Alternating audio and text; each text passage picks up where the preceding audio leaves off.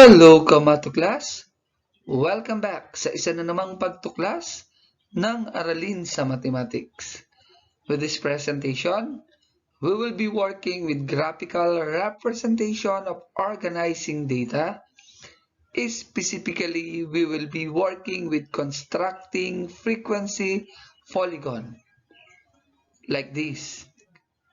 You will notice that a frequency polygon is the same as the line graph because frequency polygon is also a line graph.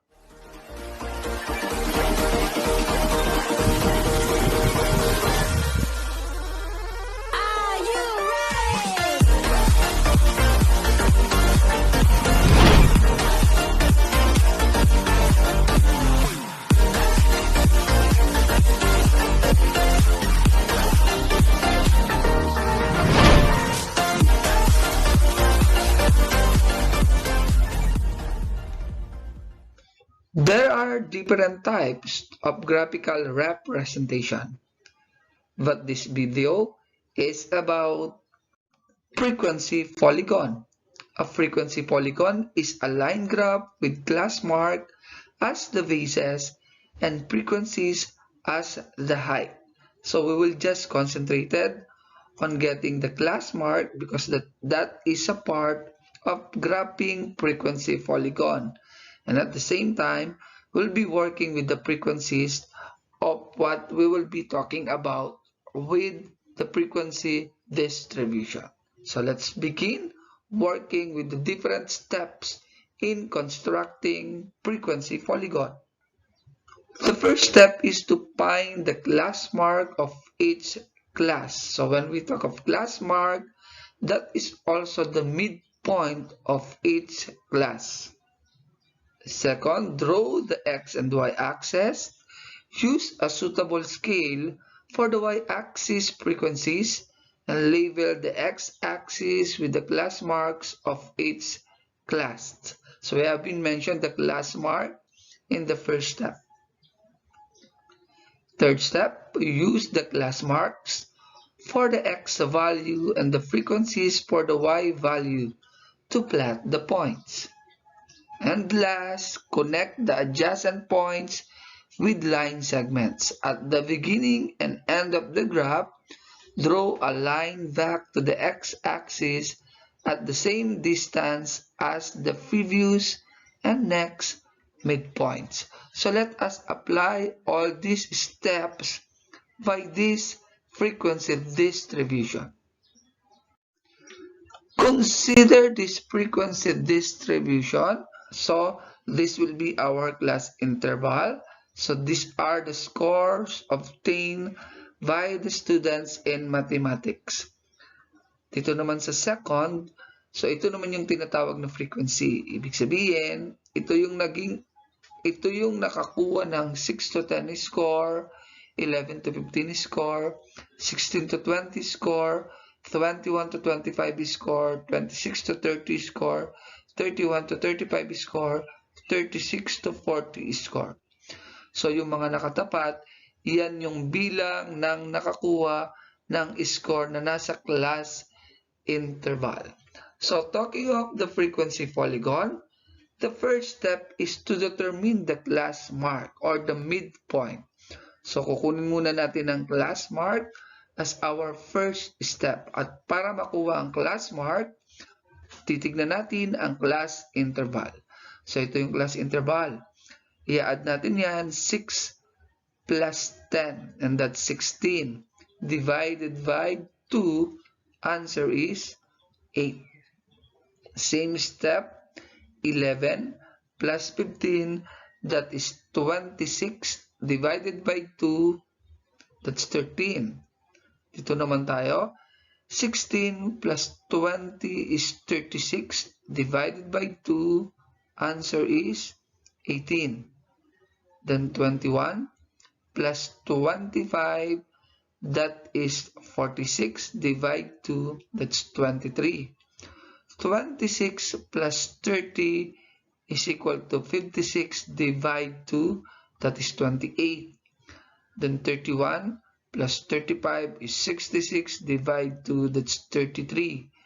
And 36 plus 40 is 76. Divide 2 is 38. So clear tayo na para makuha ang class mark, you are just getting the average of yung nasa left ng class interval plus yung nasa right ng class interval. Or add the class interval, then divide it by 2. So after getting that, then we will go on with illustrating or draw the x and the y axis. Okay, so let us illustrate. So ito na ngayon yung ating x axis. So this one. Then this will be our y axis. So ang ating x axis ay i-represent ng class mark. Kaya lalagyan natin dito ng class mark. Then, yun namang frequency, dito naman natin ilalagay. So, siya naman yung y-axis. So, lagay na natin. Ito yung class mark natin, 8, then 13, 18, 23, 28, 33, and 38. So, ayan. Dito naman sa frequency, lagay natin ito. So, titignan natin ang frequency. So, pinaka-highest frequency is 11. Dapat magkasya ang 11. So, para magkasya ang 11, gagawin natin by 2. So, dito natin nilagay ang 2, 4, 6, 8, 10, 12. So, possible dito yung 11. So, kasya na yung frequency na nilagay natin. Then, after that, so we will plot the points. So, ipa-plot na natin isa-isa yung mga point. At para ma-plot yan, ibig sabihin, ito yung nasa x-axis, ito yung nasa y-axis, ito yon. So, kaya yan ay 8, 3. So, 8, 3. Pag ginanap natin 8, dito yung 3. So, dito yung point. So, 8 dito, dito yung 3. So, we have that. Next point is 13, 6. Ito yung 13, 6. So, 13, 6. Ito yung 6. Kasi ito yun sa tapat doon. Intersection nila. So, we have that. Next point is 18, 7. So, 18 ito. Tapos, dito yung 7. So, we have that. Next point is 23, 9. Then, we have 23. Then, 9 doon. Ito yun. Okay, so we have that. The next is 28, 11. So we have 28, 11 dito. Okay, we have that point. Next point is 33, 10. This one, 33. Dito yung 10. We have that point. The next point is 38, 4. Okay, so we have 38 here. At ito yung 4. And we have that point. Okay, so I hope na get natin kung paano mag-plot ng point. Then after that, we will connect the points. So, connect the adjacent point, yung mga magkakasunod, ito. Okay, so let's see.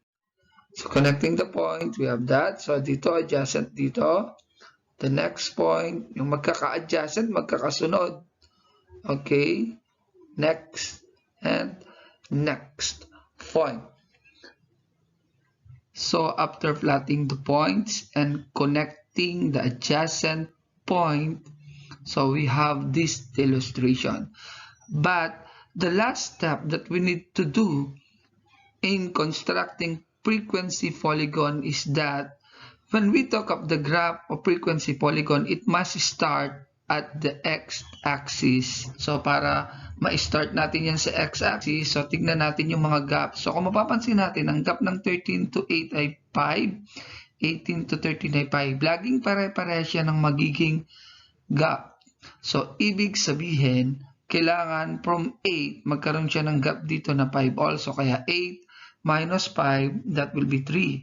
Dito naman sa kabila, so this is 38 plus 5, that will be 43. So we are going to mark point on this as our beginning.